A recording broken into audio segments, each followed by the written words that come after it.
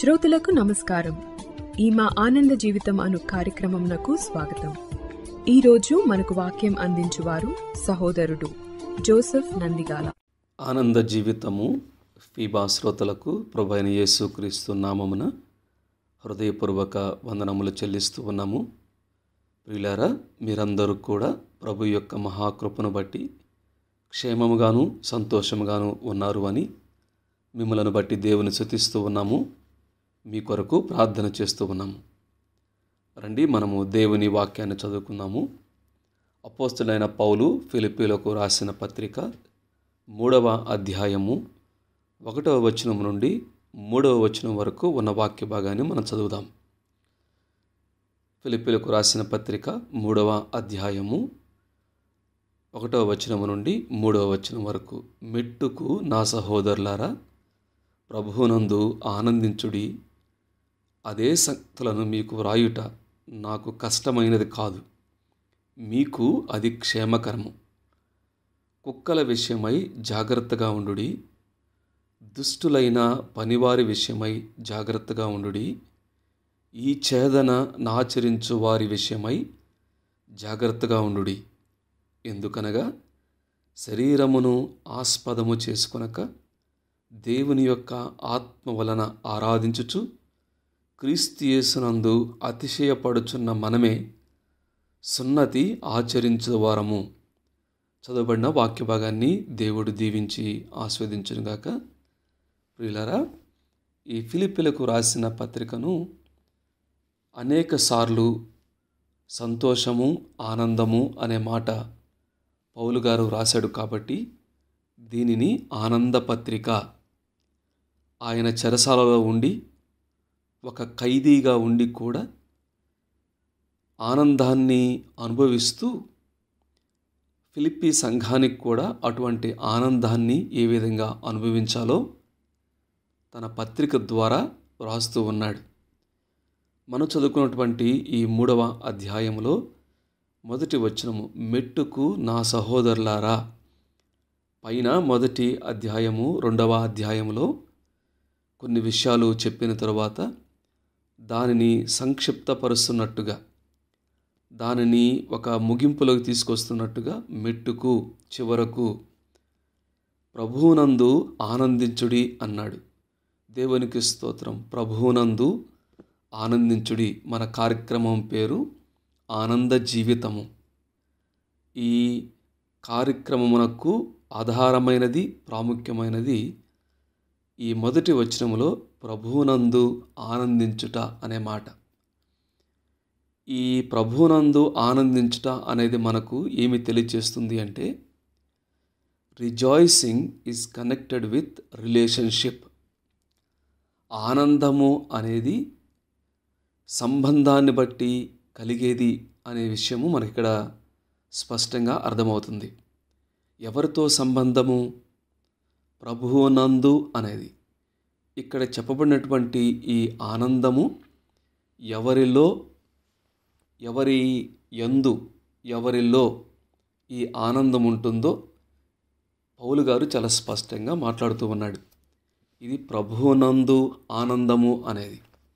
ఇక్కడ మనము సంతోషము ఆనందము అనే పదాలు పర్యాయ పదాలుగా ఇక్కడ వాడినప్పటికి కూడా పౌలు గారు చెప్తున్నటువంటి ఆనందముకు సంతోషానికి, మనము సాధారణంగా వాడేటువంటి సంతోషానికి చాలా తేడా ఉంది. మనం వాడేటువంటి సంతోషము అది ఒక భావోద్రేకము, కాకపోతే అది పరిస్థితుల మీద, సంభవాల మీద ఆధారపడుతుంది. మనమే కాదు, బయట అనేక మంది అనేక విషయాల్లో ఆనందిస్తూ ఉంటారు. అది ఒక భావోద్రేకము. జరుగుతున్నటువంటి సంభవాలను బట్టి, పరిస్థితులను బట్టి ఆధారపడి ఉండేది అదొక సంతోషం.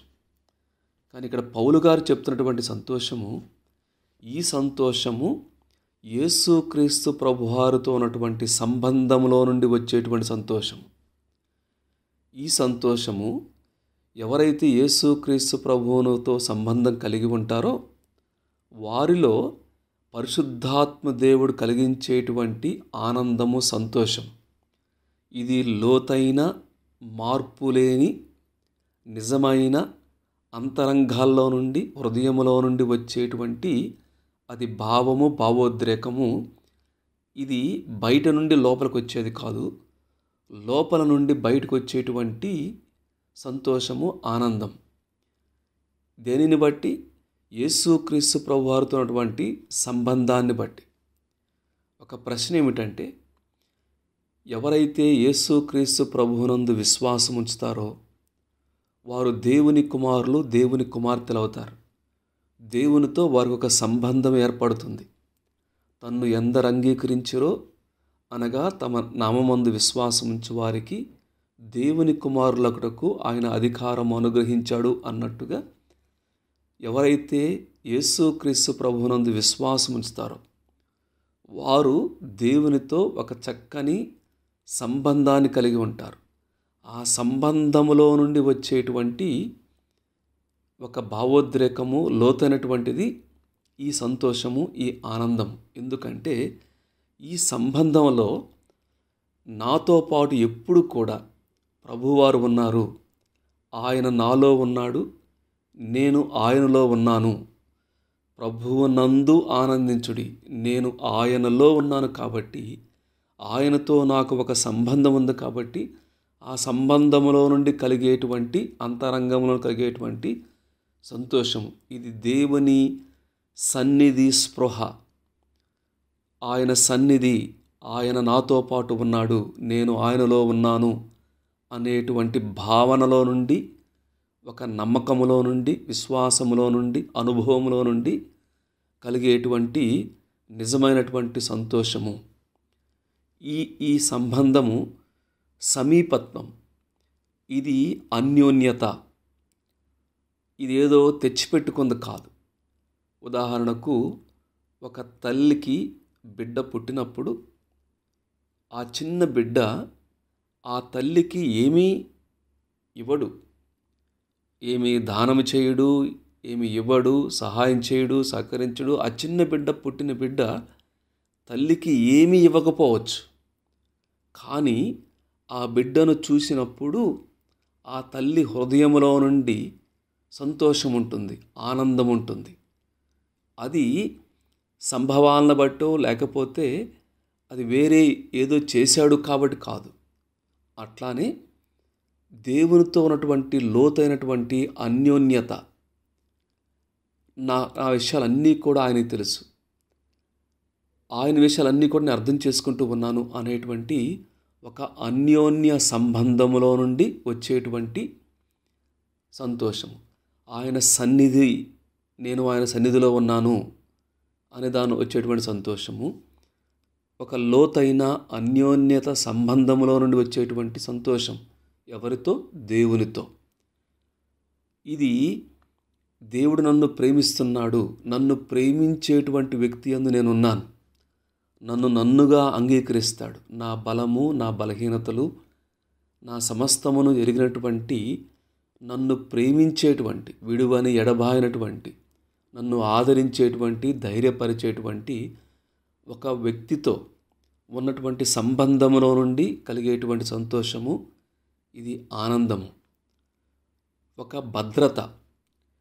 నేనేమి భయపడాల్సిన పని లేదు, దిగులు పడాల్సిన పని లేదు, నేనేమి ఎక్కువగా చింతపడాల్సిన పని లేదు అని ఈయనలో, ప్రభువునందు నాకు ఒక భద్రత ఉంది, నాకు ఒక క్షేమం ఉంది అనేటువంటి ఆ భద్రతలో నుండి, ప్రభువునందు ఉన్నటువంటి భద్రతలో నుండి వచ్చేటువంటి సంతోషము, ఆనందం.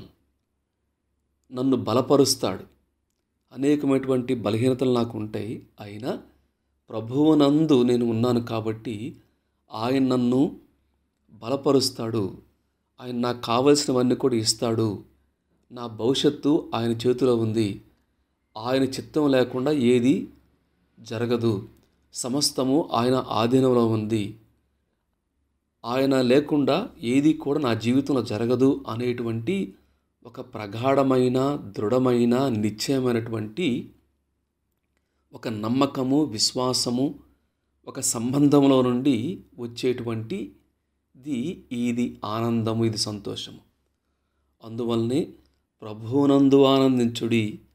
అదే సంగతులను మీకు వ్రాయుట నాకు ఇష్టమైనది కాదు, నాకు కష్టమైనది కాదు, మీకు అది క్షేమకరము అన్నాడు. ఈ ఆనందములో క్షేమం ఉంటుంది అండి. ఈ ఆనందములో క్షేమం ఉంటుంది అంటే అర్థం ఏంటిదంటే, ఒక రకమైనటువంటి చక్కని ఒంటరితనం ఉండదు. 10 మందిలో ఉన్నప్పుడు, పార్టీలు చేసుకుంటున్నప్పుడు, రకరకాలుగా ఉన్నటువంటి సంతోషం అది సంభవాల నుంచి వచ్చేది. ఇది ఒక్కడవే ఒంటరిగా ఉన్నప్పటికీ కూడా కలిగేటువంటి ఆనందం.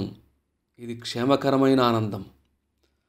రెండవది ఒక క్వైట్నెస్, హృదయంతరంగాల్లో ఒక రకమైనటువంటి నెమ్మది, సమాధానము, జగటగల శాంతికరమైన జలములు అంటారు కదా, ఒక రకమైనటువంటి శాంతి కలిగించేటువంటి ఆనందం ఇది. చక్కని నిద్ర, ఎటువంటి చీకు చింత లేకుండా చక్కని నిద్రనిచ్చేటువంటి క్షేమం ఇది. కాబట్టి ఈ ప్రభువునందు ఆనందము అనేది ఇది సంబంధములో నుండి, యేసుక్రీస్తు ప్రభువారితో ఉన్నటువంటి సంబంధములో నుండి కలిగేటువంటి ఆనందము అనే విషయాన్ని అర్థం చేసుకోవాలి. అందువలనే పేతురు, యోహానులు వారిని కొట్టినప్పటికీ కూడా వారు సంతోషించుతూ వెళ్ళారు. ఇక్కడ పౌలు గారు ఖైదీలో ఉన్నప్పటికీ, చెరసాల్లో ఉన్నప్పటికీ కూడా నేను ఆనందిస్తున్నాను అన్నాడు. ఇదే ఫిలిప్పీ పట్టణంలో ఈ పౌలు శీలలు వారిని కొట్టి బొండాలు వేసి ఖైదీలో పెట్టినప్పటికి కూడా వాళ్ళు పాటలు పాడుతూ ఉన్నారు. ఎక్కడి నుండి వచ్చింది ఆ సంతోషము, ఆ సమాధానము అంటే, ఆ ఆనందము అంటే, ఇది యేసుక్రీస్తు ప్రభువారితో ఉన్నటువంటి సంబంధములో నుండి, ప్రభువునందు ఆనందము అన్నటువంటి విషయం. ప్రియులారా, మనం ముందుకు వెళ్ళకముందు ఈ యొక్క నిజమైనటువంటి ఆనందము, నిజమైనటువంటి సంతోషము నీకు కావాలి అంటే మొట్టమొదట యేసుక్రీస్తు ప్రభువారితో నీవు సంబంధం కలిగి ఉండాలి. ఏ విధంగా సంబంధాన్ని కలిగి ఉంటావు? యేసుక్రీస్తు ప్రభువారు ఆ సిలువలో చేసినటువంటి నీ కొరకు, నా కొరకు ఆయన ఏ విధంగా చనిపోయాడో, సమాధి చేయబడ్డాడో, ఆ శ్రమను ఆయన అనుభవించాడో, ఆయన యందు విశ్వాసం ఉంచుట, నీ పాపములను ఆయన ఎదుట ఒప్పుకొను ద్వారా, అయ్యా నేను పాపిని, నన్ను క్షమించండి, నా పాపములకు శిక్ష నీవు అనుభవించావు అని యేసుక్రీస్తు ప్రభువారిని అంగీకరించుట ద్వారా, ఆయన యందు విశ్వాసం ఉంచడం ద్వారా ఈ చక్కని సంబంధం నీకు ఏర్పడుతుంది. దేవుడు నీలో నివాసం చేస్తాడు, నీవు ఆయనలో నివాసం చేస్తావు. ఈ ఆనందాన్ని, సంతోషాన్ని అనుభవిస్తావు. ఇది మొట్టమొదటిది. ఎవరైతే యేసుక్రీస్తు ప్రభువునందు విశ్వాసం ఉంచారో వారి విషయమై మాట్లాడుతూ వారిని విశ్వాసులు, కొత్తగా జన్మించిన వారు, క్రైస్తవులు, క్రీస్తును వెంబడించేటువంటి వారు, క్రీస్తును ప్రేమించేటువంటి వారు అనే శిష్యులు, రకరకాల పదాలు బైబిల్లో వాడబడ్డాయి. అయితే ఇక్కడ 3వ అధ్యాయము 2-3 వచనాలలో 2 రకాల ఈ క్రైస్తవులు, ప్రభువునందు ఉన్నవారు అని చెప్పుకుంటున్న వారిలో 2 రకాలు ఉన్నట్టుగా మనకు అర్థమవుతుంది. ఒకటి, మేము క్రైస్తవులము అని, దేవుని బిడ్డలము అని చెప్పుకునేవారు నిజంగా దేవుని బిడ్డలు, లేకపోతే మతాన్ని బట్టి, రిలీజియన్ని బట్టి, మత సంబంధమైనటువంటి ఆచారాలను బట్టి మేము దేవుని బిడ్డలము అని భావిస్తున్నటువంటి వారు నిజంగా నీతిని బట్టి, దేవుని ద్వారా నీతిమంతులుగా చేయబడి నీతిని బట్టి దేవుని బిడ్డలుగా కనపరుచుకున్నటువంటి వారు, బాహ్యకరమైనటువంటి చిహ్నాల కోసం, బాహ్యకరమైనటువంటి ఆ సైన్స్ కోసం చూసేటువంటి వారు నిజమైనటువంటి అంతరంగ మార్పు ఉన్నటువంటి వారు. కాబట్టి ఈ వ్యత్యాసం, దీన్ని స్పష్టంగా మనము అర్థం చేసుకోవాలి. అంటే దీన్ని మనం చెప్పాలి అంటే there is a religion without relationship. సంబంధం లేకుండా కూడా మత సంబంధమైన ఆచారాలు చేయొచ్చు. అయితే రిలీజియన్ వితౌట్ రైచియస్నెస్, నిజమైనటువంటి నీతి లేకుండా కూడా మత సంబంధమైనటువంటి ఆచారాల్లో ఉండొచ్చు. ఈ రెండు గ్రూపులు, ఎవరైతే ఈ రెండు తరగతులు వారు ఉన్నారో వారి విషయమై చెప్తూ ఉన్నాడు. 2వ వచనంలో ఒక గ్రూపు వారు ఉన్నారు, 3వ వచనంలో మరొకరు ఉన్నారు. కాబట్టి ఇక్కడ చాలా స్పష్టంగా మనము నిజమైన దానికి, నకిలీ దానికి, సత్యానికి, అసత్యానికి, నిజానికి, అబద్ధానికి, ఏది గోధుమలు, ఏవి గురిగింజలు, ఏది బాహ్యము, ఏది అంతరంగం, ఎవరు నిజమైన క్రైస్తవులు, ఎవరు పేరుకు మాత్రమే చెప్పుకునేటువంటి వారు అనేది స్పష్టంగా అర్థం కావాలి అంటే ఇక్కడ మనకు 2, 3 వచనాలు చెప్పాడు. 3వ వచనంలో మనకు నిజమైన వారు కనపడతారు. నిజంగా దేవుని బిడ్డలు ఎవరు? యేసుక్రీస్తు ప్రభువారితో నిజమైనటువంటి సంబంధం కలిగి ఉన్నవారు ఎవరు? విశ్వాసం ఉంచేవారు, ప్రేమించేవారు, శిష్యులు అనేటువంటి రకరకాల నిర్వచనాలు ఉన్నప్పటికీ కూడా నిజమైనటువంటి దేవుని బిడ్డ ఎవరైతే దేవునిలో సంబంధం కలిగి ఆనందిస్తారో వారి విషయమై 3వ వచనం రాయబడి ఉంది. చూడండి, ఎందుకనగా శరీరమును ఆస్పదము చేసుకొనక దేవుని యొక్క ఆత్మ వలన ఆరాధించుచు క్రీస్తు యేసునందు అతిశయపడుచున్న మనమే సున్నతి ఆచరించువారము. ఒక దేవుని బిడ్డ యొక్క నిజమైన లక్షణాలు 3 ఇక్కడ కనపడతాయి. 1, ఆత్మ వలన ఆరాధన. 2, క్రీస్తు యేసునందు అతిశయము. 3, శరీరమును ఆస్పదం చేసుకొనకుండా. నేను మరలా జ్ఞాపం చేస్తున్నాను, ఆత్మ వలన ఆరాధన, దేవుణ్ణి నిజంగా సత్యముతో, ఆత్మ ప్రేరేపణతో, యథార్థంగా దేవుని స్తుతించేటువంటి వారు. ఆయన ఏమై ఉన్నాడు, ఆయన తన కొరకు ఏ రక్షణ కార్యాన్ని సిద్ధపరచడని ఆత్మ వలన దేవుని యొక్క గుణలక్షణాలను, దేవుని యొక్క శ్రేష్టతను, విశిష్టతను, ఆయన గొప్ప కార్యములను అర్థం చేసుకుంటూ ఆత్మ వలన ఆరాధన. 2, క్రీస్తు యేసునందు అతిశయం. వారు అతిశయించేది, ఆనందించేది, గర్వముగా భావించేది తమ క్రియలను బట్టి కాదు కానీ క్రీస్తు యేసునందు అతిశయించుట. దేవుడు చేసినటువంటి యేసుక్రీస్తు ప్రభువారు ఏ విధంగా ఆయన తమ కొరకు ప్రాణం పెట్టాడో, ఆయన ఏ విధంగా శ్రమ అనుభవించాడో, ఈ లోకంలో కూడా ఆయనను వెంబడిస్తున్నటువంటి వారు ఆయన వలె శ్రమ, బాధ, హింస, ఏళన, అవమానము, ఉమ్మివేతలు, రకమైనటువంటి అనుభవాలు గుండా, కష్టాలు, కన్నీరు అనుభవాలు గుండా వెళుతున్నప్పటికీ కూడా యేసుక్రీస్తు ప్రభువును బట్టి అతిశయించటము, ఇది 2వది. 3వది, శరీరమును ఆస్పదము చేసుకొనక తాము ఏమైతే అయ్యున్నారో అది తమ క్రియలను బట్టి కాదు, తమ జ్ఞానాన్ని బట్టి కాదు, తన అనుభవాన్ని బట్టి కాదు, ఇంకేదో బట్టి కాదు కానీ, శరీరాన్ని బట్టి కాదు కానీ, దీని మీద ఆధారం చేసుకొనకుండా, దీన్ని ఆస్పదం చేసుకొనకుండా ఉండటము అనేది. 3 లక్షలు మరలా జ్ఞాపం చేస్తున్నాను.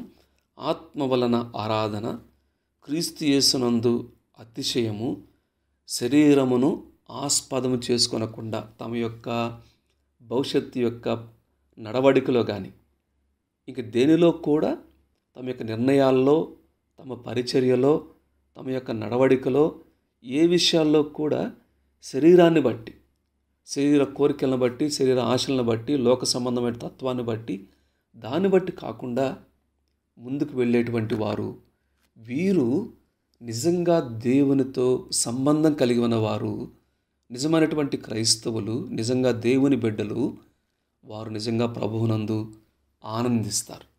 2వ రకం ఉన్నారు ఇక్కడ చూడండి. 2వ వచనంలో, కుక్కల విషయమై జాగ్రత్తగా ఉండండి, దుష్టులైన పనివారి విషయమై జాగ్రత్తగా ఉండండి, ఈ ఛేదనను ఆచరించు వారి విషయమై జాగ్రత్తగా ఉండండి. ఇక్కడ 3 సార్లు జాగ్రత్తగా ఉండండి, జాగ్రత్తగా ఉండండి, జాగ్రత్తగా ఉండండి. ఎందుకంటే ఆనందాన్ని దొంగిలించి వేస్తారు, దేవుని మార్గం నుండి తప్పిస్తారు.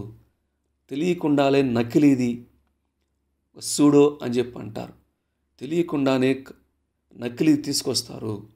వీరి విషయమై జాగ్రత్తగా ఉండండి అని అక్కడ కుక్కల విషయమై దుష్టులైన పనివారు ఈ ఛేదన అంటే దేవుని ప్రభువునందు కాకుండా, ఆయన చేసినటువంటి క్రియలను బట్టి కాకుండా, తమ ఆచార వ్యవహారాలను బట్టి, తమ సొంత క్రియలను బట్టి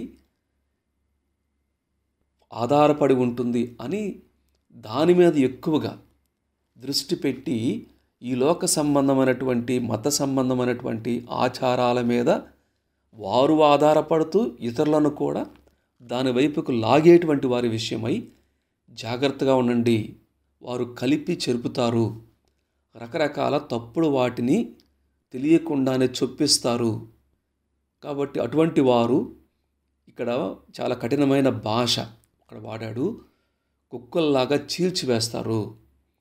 వారు ప్రమాదకరము, వారు దుష్టులైన పనివారు, వారు ఈ లోక సంబంధమైనటువంటి ఆచారాల విషయమై ఎక్కువగా దృష్టి పెట్టేటువంటి వారు, వారి విషయమై జాగ్రత్తగా ఉండండి అన్నాడు. వీళ్ళ ముగించేటప్పుడు ఈ 3వ అధ్యాయము 1, 2, 3 వచనాల్లో నిజమైనటువంటి ఆనందము సంబంధాన్ని బట్టి ఆధారపడి ఉంటుంది. ప్రభువునందు ఆనందించుడి, ఇది క్షేమము అన్నాడు. ఇందులో 2 రకాల వారిని మనం చూసాము. నిజంగా దేవుని బిడ్డలు ఎవరంటే ఆత్మను ఆరాధించువారు, క్రీస్తు యేసునందు అతిశయించువారు, శరీరమును ఆస్పదం చేసుకొనకుండా జీవించేటువంటి వారు. 2వ రకం ఎవరున్నారు? మత సంబంధమైనటువంటి ఆచారాలను బట్టి తమ భక్తి ద్వారా, తమ క్రియల ద్వారా దేవుని ఎదుట నీతిమంతులు కనపరుచుకోవాలని చెప్పని బాహ్య సంబంధమైనటువంటి హడావుడి ఎక్కువగా చేసేటువంటి వారు, వారి విషయమై జాగ్రత్తగా ఉండండి అన్నాడు. వాక్యం ఇటువంటి నీవు మొట్టమొదట దేవునితో సంబంధం కలిగి యేసుక్రీస్తు ప్రభునందు విశ్వాసం ఉంచు, నిజమైనటువంటి ఆనందాన్ని అనుభవిస్తావు. నమ్ముకున్నటువంటి మనము ఒక ట్రూ క్రిస్టియన్, నిజమైనటువంటి క్రైస్తవునికి ఆత్మయందు, ఆత్మలో ద్వారా ఆరాధన, క్రీస్తు యేసునందు అతిశయము, శరీరమును ఆస్పదం చేసుకుండా జీవించడానికి పరిశుద్ధాత్మ దేవుడు మనకు సహాయం చేయనుగాక. దేవుడి వాక్య భాగాన్ని దీవించి ఆస్వాదించునుగాక. ఈ కార్యక్రమమును గూర్చి మీ సలహాలు మరియు మీ ప్రార్థనా అవసరతల కొరకు మమ్మను సంప్రదించవలసిన మా ఫోన్ నంబర్ 9480585039 మరియు ఈమెయిల్ ఐడి info@fibaonline.org. మా ఫోన్ నంబర్ మరొకసారి 9480585039. Email ID info@fibaonline.org.